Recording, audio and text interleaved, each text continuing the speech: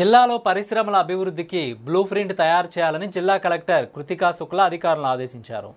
జిల్లాలో పరిశ్రమల ఏర్పాటుకు అందించిన భూముల్లో మౌలిక వసతులు ఏర్పాటు చేసేందుకు చర్యలు తీసుకోవాలన్నారు. నష్టాల్లో నడుస్తున్న పరిశ్రమలకు ప్రభుత్వం నుంచి సాయం అందించగలిగే అవకాశాలను అన్వేషించాలన్నారు. స్థానిక కలెక్టరేట్లోని ఎస్ఆర్ శంకరన్ వీడియో కాన్ఫరెన్స్ హాల్లో పరిశ్రమల శాఖ, నైపుణ్యాభివృద్ధి శాఖలపై సమీక్షా సమావేశం నిర్వహించారు. 2 శాఖల సిబ్బంది కార్యక్రమాల గురించి వివరాలను అడిగి తెలుసుకున్నారు. మార్కెట్లో డిమాండ్ ఉన్న కోర్సుల్లో శిక్షణ ఇవ్వడంపై నైపుణ్యాభివృద్ధి శాఖ దృష్టి సారించాలన్నారు. శిక్షణ పొందిన అభ్యర్థులందరికీ 100% ప్లేస్మెంట్ దక్కేలా చూడాలన్నారు.